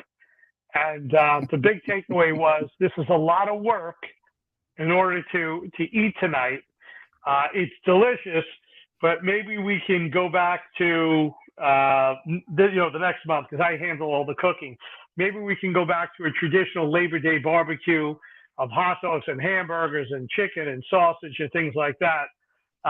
They just don't want to do the work, even though it was delicious. Once a year is enough. Yeah. I love going to like just burgers and hot dog. Man, I enjoy that sometimes, you know, instead of having to go through all this work, just throw some patties out there and some hot dogs and just, you know what I'm saying? Yep. I've always enjoyed that. We were kids. We used to have a big bonfire, and we would take them old wire clothes hangers, and we'd shove a hot dog in there, and we'd roast it right over the fire and onto a bun, a little bit of mustard. You know, good old days. That's what's so great about hot dogs. It's a universal food. Same thing with the sausages. It's universal. It fits on a Yeah, bun. I know the debate still comes up whether or not it's a sandwich or not because you're putting a piece of meat in bread. But I think that goes back to the type of argument and the decision making of whether or not pineapple on pizza is appropriate and beans and chili. yeah. What you like, I guess, is what it all It's comes what you down like, to. exactly. Yeah. Yeah, I can't stand when people tell me what to like. You know, I'll put beans in my chili, and they're like, beans don't go in chili." I'm like, "Pfft." And I always do it. Every time I do a chili video, I tell them right off the bat, this is not a Texas chili. You know, I'll get that out of the way, and I'll be dang if I just don't get flooded with comments. You know, it's like, ah, which I don't care because that's more interaction. The bigger the videos get, you know, the more people comment. So it don't bother me. I already know they're going to do it, you know. This came up last night with Smoking Joe, and the majority of people had all agreed. You put beans in chili. It might have been you or someone else who said the Cowboys carried beans. They And Joe did. was arguing, we're so close to Mexico, and people who enjoy beans, if it's Texas chili, you put beans in it, or else Yeah. it's just sauce with meat. Yeah. And you know, mainly who comments all that is people that live in Texas, and Right. they are just hell bent on doing that. But really, what they're talking about, and I've got a lot of relatives in Texas, and trust me, they all put beans in their chili. But they got, what do they call that? A red chili, or it's like a specific kind. It don't get beans, and that's what they're referring to. But good Lord, that don't mean that's the only way to do it. You can't call that chili. That's chili soup. Like, whatever, man. Whatever. Thank you for the view. When if I'm making chili, say for a hot dog or chili to put on a potato, then I'm using ground beef. When I'm doing a real pot of chili where I'm putting love into it, then I'm using tri-tip. I'm cutting it into like 1 inch by 1 inch squares, and I'm browning my meat, and that's being cooked through. I don't add pasta to my chili, but of course I add beans. Typically, they're red kidney beans. Sometimes if I'm crazy, I'll put in some type of white bean as well. Yeah. So, and here is Mr. Trumpet himself saying he's a Texan and he's Team Beans, baby. That's right. Agreed. The beans belong in there. The beans absorb the flavor. The beans also give off a little bit of water, even though they're absorbing the water, and it completely adds to the flavor. It does. They talk about beans good for the heart. The more you eat, the more you fart. That is a part of the bean eating process and the chili process. Absolutely. Let me get out of this popcorn. Yeah, plus is a great filler. My mom used to make chili, and no, I've seen nobody else do this, but she'd make rice. She'd put a little bit of rice in the bottom of the bowl, pour chili all on top of that with beans, and usually had cornbread with it. So by the time you ate the rice, the beans, and the chili and the cornbread, your belly was so stuffed you couldn't even walk. She knew how to fill us up. Right. And it lasts for days.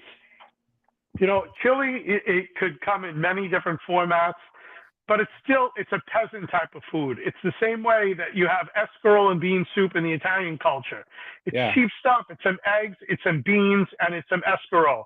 Cheap soup, delicious stuff. Right. Same thing with pasta fagioli, another Italian soup. Cheap stuff that's just put out there. From a Jewish culture, you have the matzo ball soup. It's matzo ball and chicken broth loaded up with salt.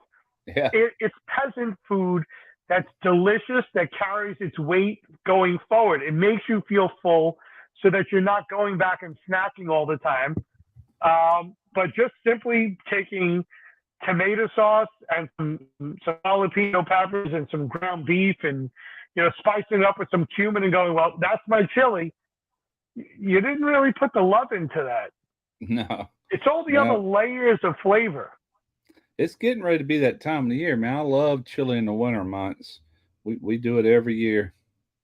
I could seriously eat it any time of the year. I used to pull by Wendy's a lot on my way into work, and I would always order that large chili, and I'd say, give me extra crackers, and I forget what all I think you can get cheese with it and maybe some onions. Yeah. And guess what? They have beans in their chili. Wendy's knows what's up. Wendy's chili is delicious. It's the leftover hamburgers from the night beforehand. Great chili. It is, man. It really is. But I just love their chili. I don't know why. One thing, it's already cooked. All I got to do is go up to the drive-thru. I need chili, man. At one time, that chili was 99 cents for what they call the biggie size. But now, because of inflation, the 99-cent product is now like $1.49. It's up 50%. But for that extra 50 cents, you're paying 50 cents more, but you're still getting a dynamite product. Yeah. It's still the same Dave's hamburger that's in there with the beans, with all their other flavors. So they do make it every morning because I've been there when they've run out. I'll tell you the truth though, but like when you do, I did a chili on my channel. I don't know how many years ago it was, probably 5 years ago. It was here at this house, and I did it in a cast iron Dutch oven with coals under it, coals on the lid. Did the whole thing like that, and that's where I took and dehydrated jalapeno peppers. I had I had a little bit of ghost pepper that I dehydrated, but I didn't use much. I used like a quarter teaspoon in the whole thing. That chili had such a great flavor to it. by using these actual chili peppers that I sourced and turn them into powders and staying away from just a regular chili powder. And I might actually use some regular chili powder in there too, but I had all these other ones going in there. It was my son, my youngest son. I remember a year later, man, make some more of that chili. I can't. I ain't got the powders to do it with. We'll make some. I'm like, one day, Yeah. one day. Back in the day when I did the KCBS barbecue events, it would be followed up with at the same carnival, the same, big shows, whatever it was, the ICS, the International Chili Society event. And that was always, it was kind of a kicker. It was the icing on the cake. You could bring your own salsa, but you had to make your chili from scratch. So if you think about, and you know this, having the big offsets, having all the equipment, needing all these different type of proteins, thousands of dollars that you invest into a KCBS type of event. Yeah. Then you look at a chili competition. If you spent $100, you spent a lot of money.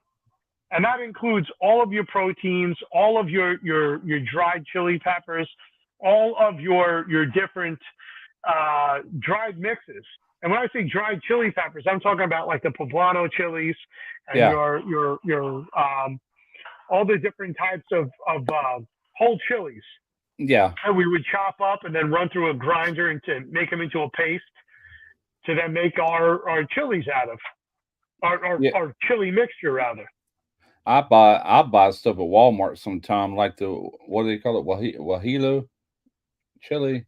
And then they got those little long skinny ones that look like a cayenne pepper, but they're called something else. And they add a lot of heat to it. But I'll buy stuff like that if I don't dehydrate it myself and powderize it and, try to figure out a good balance of what to use and how much and whatever I'm making. Right. Let me hang on a second. I see you dipping. Yeah, let me step over here for a second. I'll be right back. Go ahead.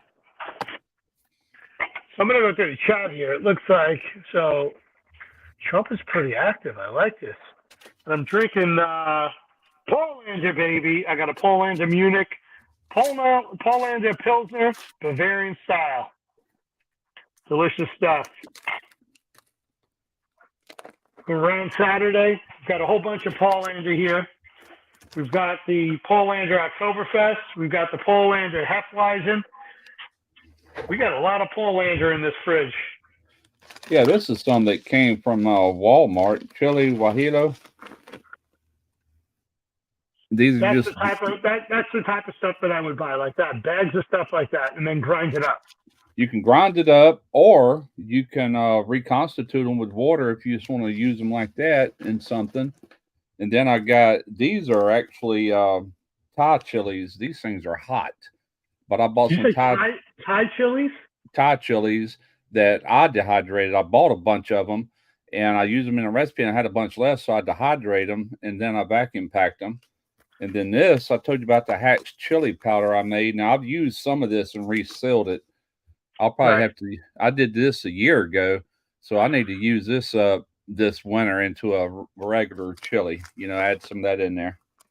But I've got other ones in the kitchen, but that's all I got in here. I've got fresh Thai chilies that I'm growing here in my garden. I picked one or two off, and this one over here, taste tested number 2. Watch me eat them. Those are as hot as can be. I just picked them right off of it's almost like a bush that they grow on. Yeah. I was on fire. And I've been to Thailand where they're cut up and then they're served in oil. And whatever you're eating, you just take a little spoonful and you put them in. Yeah. Well, I took it to the next notch. I picked them live with all the oils, with all the seeds, and I got a really good burn out of that. I bet. Got ghost chilies, but I know better than to just take a ghost chili and chew on it. Yeah. Oh, yeah, absolutely, man. Yeah, I had a guy send me some. I think I even showed it on that video where I had them in a dehydrator. And at any rate, he sent me some ghost peppers. And I also did a hot sauce here so many years ago. It was a mango habanero hot sauce, but it had some peppers in there hotter than habanero. But something about when you're cooking all that down, it knocked the punch. It wasn't near as hot as I thought it'd be, but it was still pretty stinking hot. But to me, it was just right when it was all said and done. But man, that was such a good hot sauce. I didn't ferment it or anything. I just made it, cooked it, and I bottled it. I had these bottles with that little flip up thing, that seals the lid. And Right. I think I ended up with 6 bottles of it. And people said, "What's the shelf life? How long it lasts?" I said, "I don't know how long it would last. Once you open it, you got to put it in the refrigerator." I said, "But it didn't last us a month, man. That stuff was gone." I was taking a bottle of that and mixing it with butter and doing hot wings with it, and oh man, we went through that in a hurry. Do you think there might have been Scotch bonnet peppers in there? Not in that one. I had habanero and I had the ghost peppers. I think that's what I had. Either Yeah, Carolina. I've No, it heard wasn't. that. It wasn't Carolina Reapers. It was ghost peppers, if I remember right. That went into that hot sauce along with mango, and I forget what all went in there. I had to go back and watch my own video, but it was really good. So you enjoy the burn. You like that capsaicin, that hard capsaicin I burn. do, man. I get addicted to it. Now, this is some right here that Booger US 500 sent me. It's she called it manganero. This has got mango and habanero in it. Right. And she sends me some stuff just about every year. I'll get a box in. It'll be full of hot sauces and stuff she makes. And what's funny is she does all that canning and everything, but on her channel, she's like the air fryer queen. That's all she really shows is air frying. I'm like, wow, man. Which I don't blame her. I wouldn't give some recipes away, no way. Just but she never shows how she makes any of this stuff. Just does the air fryer thing. But that's what she does. That's what she's known for. Well, if she's selling it, I understand why she doesn't give a secret recipe away. Yeah, Again, I can tell you secret recipes that I have. I just don't give you it's almost like I learned this from guys when I was fishing. I always fish on the ocean, and there would be this thing of like, you can't give somebody the exact coordinates of where you're fishing right, because that's your fishing spot. Or you go out on a boat and you have GPS on your phone. You can't turn your GPS on because you're fishing on their wreck. But here's the thing: the body of fish change all the time, and it's the same thing with the recipe. There's things in that recipe that change all the time. The sure, type of meat that you're using, the chilies that you're using, the seasoning that you're using, it's never going to be the same. There's always, no, depending upon the lot number, depending upon that cow, one cow to the next cow it completely changes everything. right. So there's a lot of variables. And that's why I don't have a problem when I tell people what I'm making. I tell I There's tell nothing I'm hiding. everybody I tell everybody everything. Like when I'm doing a video, I Right. don't I don't write down a recipe and put it in the description box because these people are getting this video for free. I figure the least they could do is pause the video and write down what I'm saying. I do tell them how much, and every now and Right. then I'll do a video instead of telling them everything. I'll have the recipe in the description. I'll do that occasionally if it makes it easier on me while I'm shooting. We're gonna add this because otherwise I'll have to look to remember how much of this I've got to use. You know what I'm saying? And so I do use a recipe in the description box, but most of the time I'm telling you how much as I'm adding it, and it's up to you to stop the video. It's almost like some of these people don't realize they can pause it and write it down. They'll like, "Where's the recipe? This is the recipe. I just gave it to you. Write it down. I'm not going to do it for you. I've already Right. given you the video." So I understand, like when you've got something that is a commercial product, you kind of hide stuff. But at the same point, if it's something that you want people to buy, like for me, whether I'm using PS seasoning or Excalibur or the sausage maker, I have no problem telling people this is what I'm using. Are there times that I'm supposed to read the label and it says use this many grams to this many pounds of meat? Sure, but do I taste it along the way to try to get it to my flavor before I make it into a sausage? Yeah, of course I do. So Yeah, I things. I change the recipes up based upon my flavor profile or at Right. least the people I'm about to eat with, if they're going to try this product, that it's strong enough that they can handle the flavor, but it's subtle enough that it's not overpowering.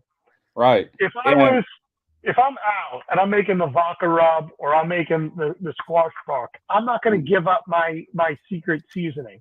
I'll no, tell you what's in it, but I'm not going to tell you the percentages of each one. That's what right. makes his unique. That's exactly right. And also, recipes are really just guidelines anyway. It's not written in stone because you might have to eat low salt. If I say put 1 teaspoon of salt in there, you might only can have an eighth of a teaspoon, if any, or whatever, or a Right. salt substitute, or whatever the case may be. So it's just a general guideline anyway, meant to be altered by whoever is cooking. And that gets back to where we talked about earlier. When we're talking about SPG, salt, pepper, and garlic, are you using sodium chloride or potassium chloride? Are you Right. using Himalayan salt? Or are you using Hawaiian volcanic salts? Are you Yeah. using a kosher salt? So there's many varieties to this, and you're right. Somebody can come out and go, well, I want to know, you said salt. What type of salt are you using? I'm allergic to certain types of sodiums. I have to make sure that it's not a potassium, or it's not a sodium chloride, it's a potassium chloride. Right. Yeah. Yeah, exactly right. And plus, like, this from making sausage, you're not going to put like okay, that looks like enough salt. You're actually going to weigh it and you're going to do whatever percent of salt you decide to use, whether it be 1.5%, 2%, whatever. And even then, you Correct. got to allow for the salt that's in the sodium nitrite, so, Correct. you know, And now you add a cheese in.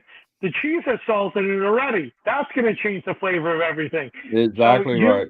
you got this spot on. You understand this, that it comes down to it of what you're now about to put into a casing. You better taste that. You can always add more salt in, but you can't take the salt out. Nope. And adding a liquid in, adding water in, for example, all you're doing is watering your product down. Yeah. You didn't lower the salt level. Nope. If that was the truth, then the ocean wouldn't taste the way that it does. Yep. You're exactly right. Yeah, you can't remove it. It's in there now. That's it. So either you're going to add more meat and you're going to add other seasoning to try to mask the flavor of the salt, or you're stuck with what you have. Yep. And I learned this from Eric, which I didn't realize, and then I tried it out. Eric went with no salt, then 0.5%, 1%, 1.5%, 2%.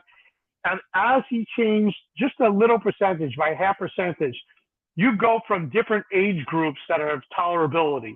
Those that are younger want a higher salt level. Right. Those that are like middle age, they want a middle salt level. And when you get to those in the upper age, they want a lot less salt. They want that low sodium product, not because they have high blood pressure, but just because their palate has changed. There's an evolution to our palates. Absolutely. I 100% agree with that. Absolutely.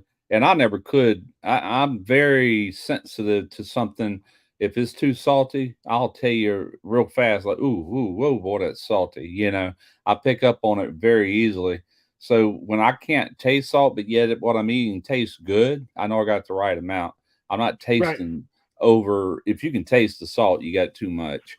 It just needs to bring out the natural flavors of whatever it is you're cooking, kind of like MSG, Yep. Yeah. See how this whole conversation went full circle? We're back to MSG again.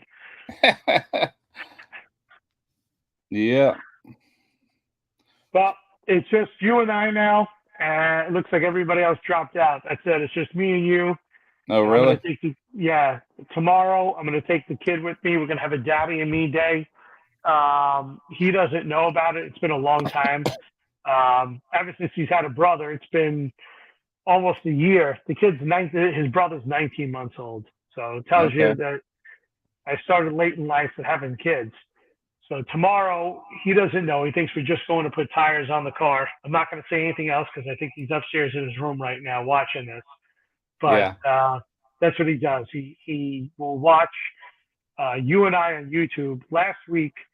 Every time he made a comment about the Miller Lite, you thought he was talking about you. He was talking to me about the Miller Lite. Oh, okay. Yeah. Yeah. So he's upstairs, probably spying on us on the TV, watching this on he's got an Amazon Fire TV, so he's watching us on YouTube right now. Yeah, there's let me turn that off. There's 3 people watching, so it'd be me, you, and him, I guess. It MBL, could be. But MBL, no, MBL's back. yeah, MBL's in here. Face turquoise, covering eyes. He's listening in. Yeah, of course he's listening in. That's what my son does. He will. He's supposed to be in his bed right now, sleeping, because we're getting up early in the morning to have a Daddy and Me day, and we've got a whole list of different things. Oh, now Trumpet Master's here. It must so not maybe be. we'll keep- It must not be counting the people on the panel. Then it must be just people in the chat itself. I always thought they counted those too. I'm looking at this here, and it said live viewers 1. Now it says live viewers 4. So people are still here. Like if Okay. you guys, if NBL or Trumpet Master wants to join in, I'll keep this going because he's upstairs, and I just have to be up in the morning to get him going. I'm used to getting up between 5:30 and 6 anyway. He's not used to that, so it's going to be a shocker to him when I get him up at 6:30, 7 in the morning and tell him, like, pack it up, pal. We got a full day. We're not getting back here till 11 o'clock at night. Yeah, man, that's a long day. I know, wish and it's 7 if you want to take a nap in the car. I wish I could get back in the habit of going to bed early and getting up early like I used to do when I worked. And the reason being, I don't set an alarm or nothing. And some mornings, man, I'll lay there 10 a.m. like, God, my back's killing me. It's like, oh, I got to quit doing this, Yeah. Yeah. But Well, anyway. you have adult kids that left the house.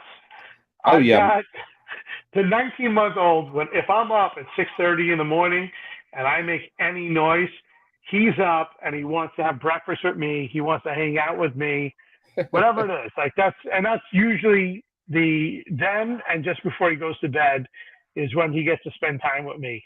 Okay. The other one used to get to spend a lot of time with me, and because of different things with work and schooling and other complexities that we face in life, my work-life balance is completely off. So on a night like tonight, where I call this, my Thursday night break, I get to play around and talk with you and talk with others. He wants to be on here with us. And one of the reasons why I got involved with YouTube is he was watching a lot of these other influencers. He was watching other videos, and it was a way to connect with him. I had never been on social media before. I never had a Facebook. I never had a YouTube. I never had an Instagram. Nothing. Really? Nothing existed to me in social media until April of this year. I'll be darned. I got on Facebook, I think the year was 2011 or possibly 2010. But so I've been on there probably, I don't know, 11, 12 years. YouTube, I started my channel in 2012 in July. So I just rolled over 11 years. Instagram, I don't mess with Instagram much. I have one, but I don't never think about going in there. I've got all the notifications turned off, so I don't never see nobody's posts, my phone will die early. Sometimes I get so many notifications from this and this and this.